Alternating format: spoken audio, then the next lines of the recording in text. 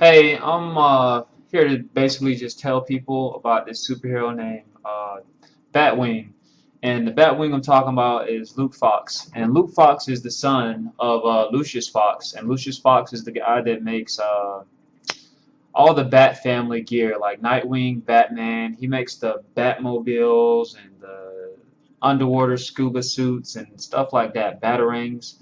And Luke Fox is the second person to call himself Batwing in the DCU. The original one, he quit because he could not wear the symbol and be the hero that his country needed. So he gave the equipment back to Batman, and he had a different suit. He was a different hero than the Batwing that we see today.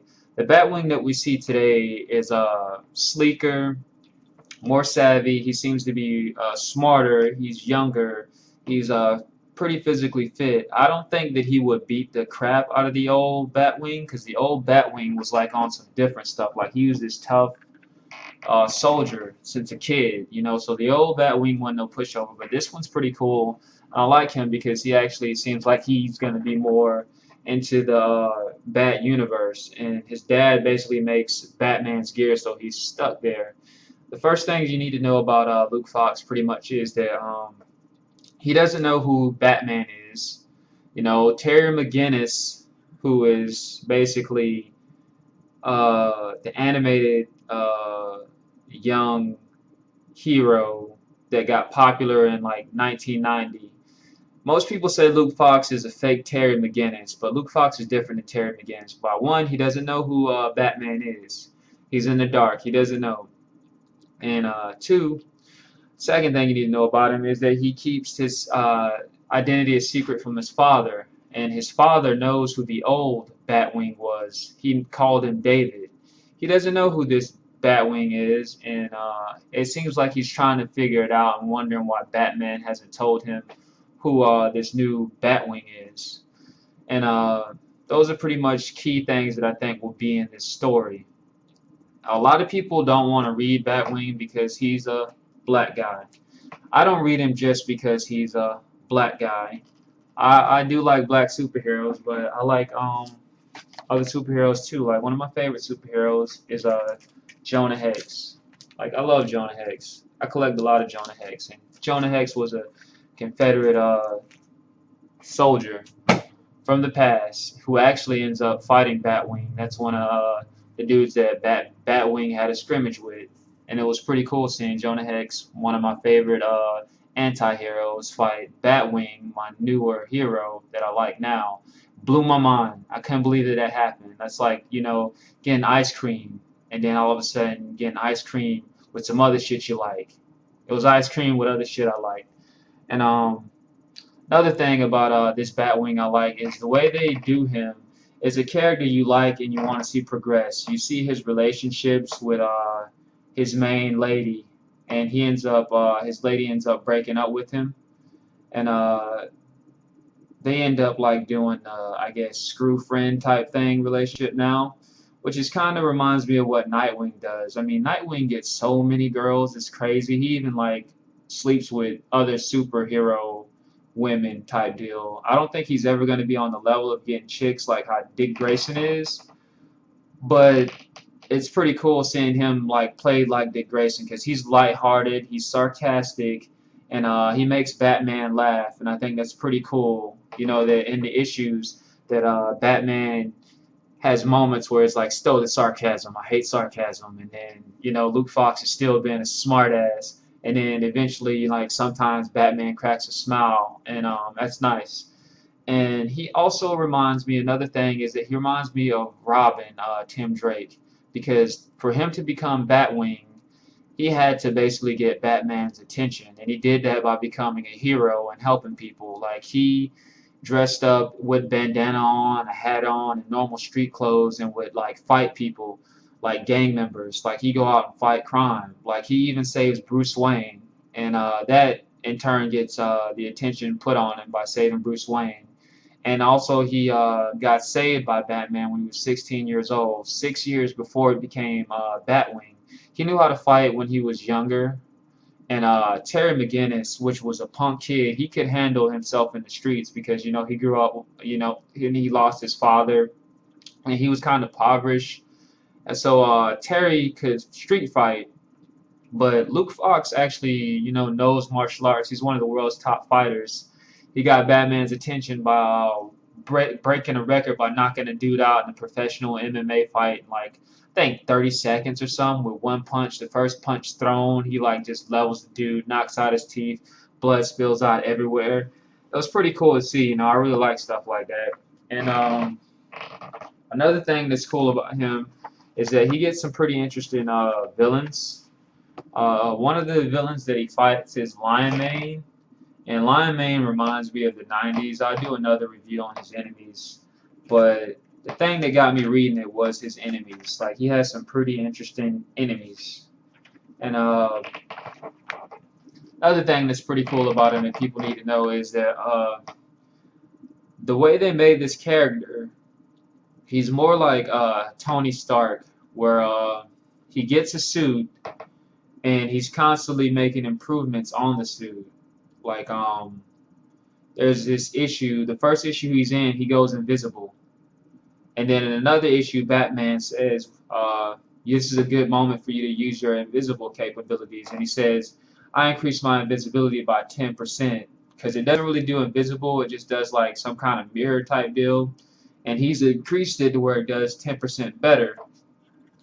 Another deal was he got his suit set shut down. His suit got shut down by EMP when he was fighting Lady Vic. Lady Vic beat him up, shut his suit down, and threw him off a building and almost killed him. Excuse me, I'm kind of sick. And almost killed him.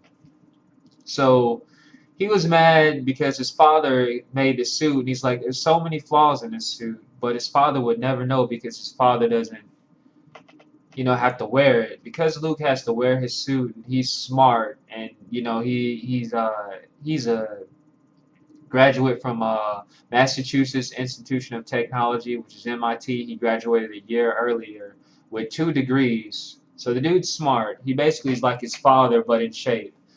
So he takes his father's suit and fixes all the flaws in it, and he fixes the problem that it had where it shuts down. He even talks about how he made a fabric that he wanted civilians to be able to wear that was bulletproof, could absorb explosions, shocks, and impact, and let people walk around and be fashionable. He said it was never feasible because of the cost. Luke Fox is insanely rich, so the cost of him wearing suits like that is, feasible for him to do.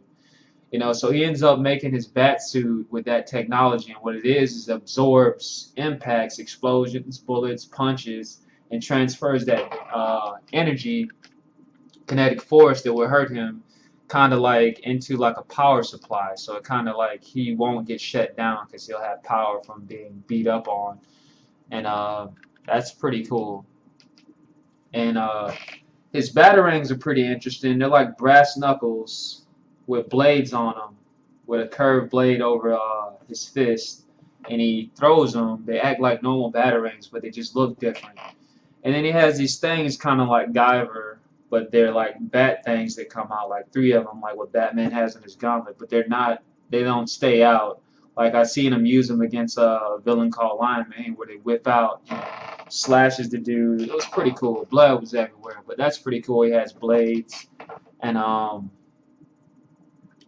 another thing that I think makes him different also than Terry is, like I said, Terry didn't really work on his suit and improve his suit. Terry kind of got his suit, and his suit's what his suit is, whereas Batman or Batwing, Batman gives Batwing the suit, and Batwing's constantly making improvements. And everybody's saying that Batman Beyond's up here because his power level and his suit's way better.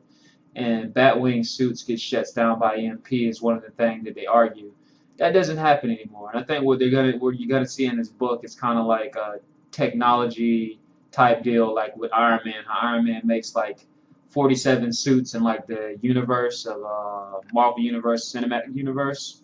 He's gonna make all these different improvements to his suit. Like, his suit used to not have rocket boots. Now his suit has rocket boots. All he used to do was glide, and then out of the blue on one issue, he busts out with rocket boots. And if you didn't pay attention in the old issues, you wouldn't even notice that he has rocket boots now. And now it seems like he's starting to become more like Batman Beyond. And it's like they don't hide that he looks similar to Batman Beyond.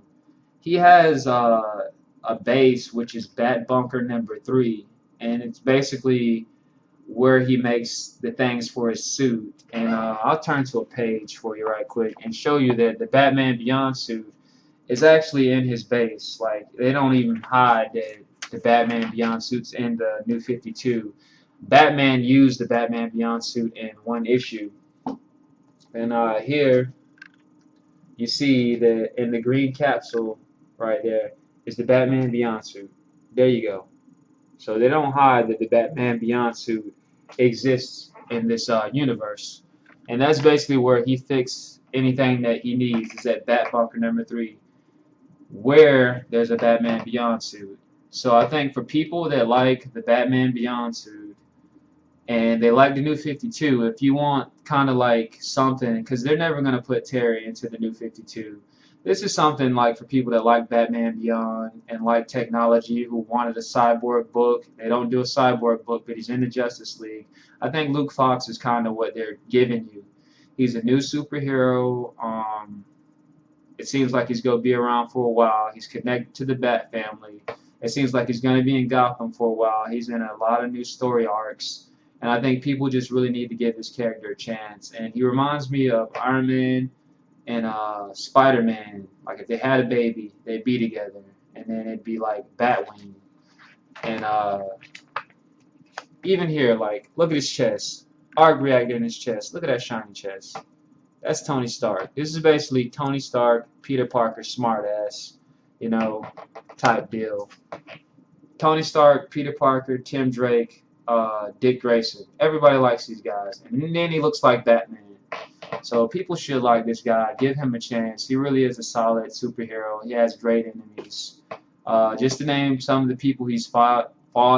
He's fought Jonah Hex. He's fought Lady Vic. He's fought Lion Mane. He's fought the Mirabuntas. And he's fought other people too, but maybe not big deal type people. And recently, in this arc called Gothtopia, which I have, he's in the book. He goes by the name Flying Fox. If I can find it. Bam.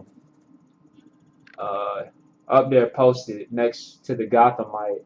That's him. That's Batwing. You know what I mean? And in this story arc, basically the city's tripping, and he ends up locking up, helping people lock up Batman. So he doesn't have a mentor anymore because basically he put Batman in the mental institute. And in the next issue, you'll see, I think, yeah, issue 27. Issue 27, you'll see him use his rocket boots, which is the most recent one. And I'll see if I can find a picture. Here's a picture of him busting out the window with his rocket boots. And they do like a faraway picture, so you won't even notice that this moment he has rocket boots, because before he didn't have rocket boots. He'd get around slower and be gliding. You know what I mean? And I really like the dude. Like, he does a lot of cool stuff that like, he seems like he just tries to have fun. Like, I'll show you a moment. Like, this is him gliding. This is him gliding around. You know, he's trying to get somewhere gliding. Speaking of him not flying, and instead of gliding, what he does is he hops into a car with this chick. He sees the chick on the bridge, hops into the chick's car, asks the chick to give him a ride, and then he sees his ride, like Batman, because they're going over a bridge. Batman shows up. He says goodbye to the chick, you know, being all smooth and stuff, hops out, lands on the Batboat, and him and Batman are on their mission. Pretty cool stuff. Later on, he gets rocket boots, like Terry. And like I said, he's going to make improvements on his suit, give the dude time. Don't expect him to all of a sudden be up here like, oh man, look at him laying out fucking Superman. He's not going to lay out Superman. He's not going to lay out Nightwing. You know what I mean? He needs time to build himself up. He's only been in a few issues, and people need to stop saying he's a Batman Beyond ripoff. He isn't. None like Terry. And truthfully, if him and Terry fought, I think it'd be a close fight. But whatever. So that was just a little bit of history on him. I'm trying not to make the video long, but I'm trying to be informative because there's not a lot of videos out there about new superheroes like Batwing. So I'll do another one. I'll try to get it shorter about Batwing because I don't want to review the whole comics because there's comic reviews out there.